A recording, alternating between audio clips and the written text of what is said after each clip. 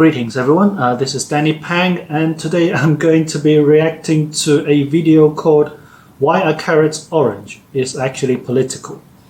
Now, I'm not a big fan of carrots nor politics, but when you put the two together, I just couldn't resist.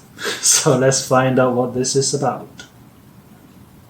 We can hear you asking, is the Infographics show really going to do a show on a vegetable? Have those guys run out of ideas? Yeah, What's next? A video on the origins of a potato? Actually, potatoes do have an interesting history, but we won't bother you with that today. What we will say is that carrots have a past like no other vegetable, and the reason why you have orange-colored ones today is a story steeped in politics, religion, violence, and revolution. Wow. Next time you grab hold of one of those bright hunks of delicious root, remember people, carrots have come a long way from their rather ugly beginning. Before we touch on the bloody matter of revolution, let's first tell you a bit about carrots. You see, this is a root vegetable, meaning it grows under the ground. You don't get many bright and vivid colored veggies growing underground, and carrots used to be the same dull color as most other root vegetables. Just like a turnip or parsnip, they used to be white. We are told that carrots contain more genes than humans do, about 32,000. Two of the recessive genes help build up something called carotenoids in the carrots, and it's these chemical compounds that help give carrots their color. You can trace old school carrots back to Iran and Afghanistan, back when they were white, but then 1100 years ago, purple and yellow carrots made an appearance on the vegetable scene.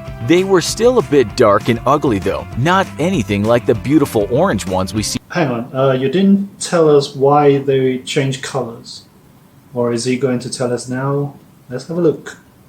Today. But then in the 17th century, those kinds of carrots would be mostly rubbed from history, and orange would rule the fields. For this, you can thank the Dutch. This is where the violence and revolution comes in. You see, in the Netherlands from the 16th century, there was a ruling dynasty called the House of Oranje-Nassau. These folks belonged to the house of, you guessed it, orange. We think you might now understand why orange was a popular color. The name orange, by the way, comes from French lands, which William I of the dynasty inherited, and so he became William I of Orange. This house revolted against Spanish rule, and this led... Orange was a French noble name. Wow, you learn something new every day. to the 80 Years' War. The two opposing kingpins at the start were the Orange Dynasty and Philip II of Spain. Those Orange guys won in the end, and this led to a Dutch independent state. It's thought in all about 600,000 to 700,000 people, but this also included other countries joining to fight the Spanish Empire, which were England, Scotland, and France. At the time, all over Europe there had been the rise of Protestantism, and the Orange Dynasty allied with a bunch of Protestant families from Western Europe to fight the Spanish Catholics. We might now remember that over in England, relations between Catholic and Protestants were tense indeed. And if you've seen our punishment shows, you'll know why many people on both sides lost their heads and sometimes legs. What you need to know is that the rise of Protestantism in Europe, since Mr. Luther nailed his 95 Thesis containing the need to reform wicked Catholic rule, was an extremely violent and paranoid time. William III of Orange became a center figure in the most famous William from the Orange Dynasty. Even now in Ireland you have Orange Protestants that you might see walking through the streets and celebrating on St. Patrick's Day. Orange is also in the flag, we're sure you know.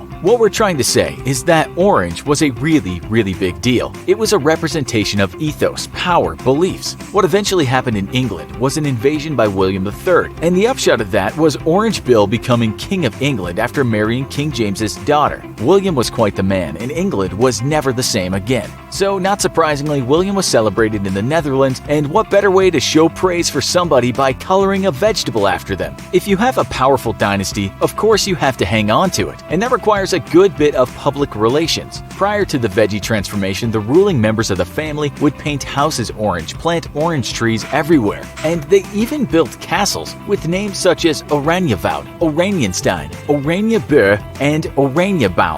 While the Rolling Stones years later would want to paint the world black, the Dutch at the time tried to give everything a touch of orange. During this period, the Dutch were known, the farmers at least, as formidable carrot growers, and those farmers came up with a way to make orange carrots, something for the world to behold. What they did was cultivate carrots with higher amounts of beta-carotene in them. They called this the royal carrot. Now, we must tell you here that some critics say the Dutch weren't the first to grow orange carrots, and they were around in the Roman Empire. Others will tell you that wild carrots just got together in their white, yellow, and purple hues, and some babies popped out orange. What is definitely a fact, though, is that the Dutch farmers ran with their orange carrot and never looked back. At first, such glorious carrots were said to be a royal treat, but soon most of the Netherlands and the rest of Europe wanted only the shiny orange carrots. The rest were just ignored, like that ugly duckling you've heard about. As one historian writes, the orange carrot became a kind of brand for the dynasty, and it was very exportable. A different historian writes, the Dutch started growing this in great abundance in tribute to William of Orange, to such a degree that almost all other forms of carrot had gone out of mass agricultural production. Wow. In this very roundabout way, our carrots are orange because our oranges are orange, and they've been that way for political reasons. These days, all you seem to see are this orange variety, and of course now we don't hold them or eat them with a sense of Protestant pride as a kind of worship for William.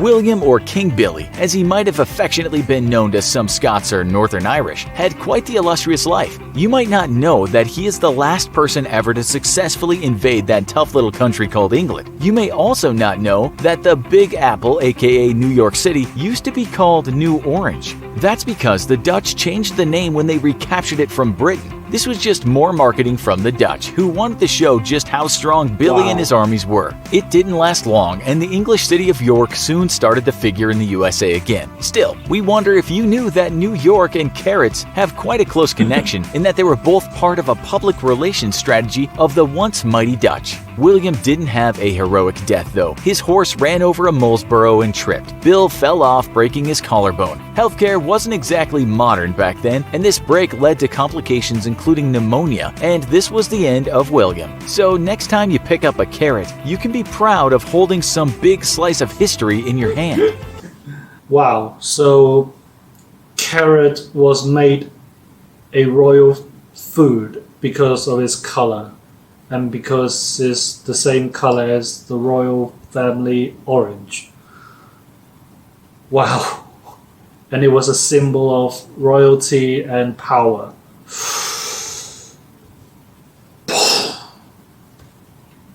I'll never look at the carrots the same again. Wow, I really could go for a piece of carrot right now. Who am I kidding? I don't like carrots.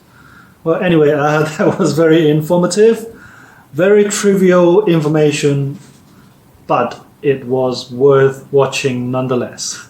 So I guess I'll see you guys in the next video.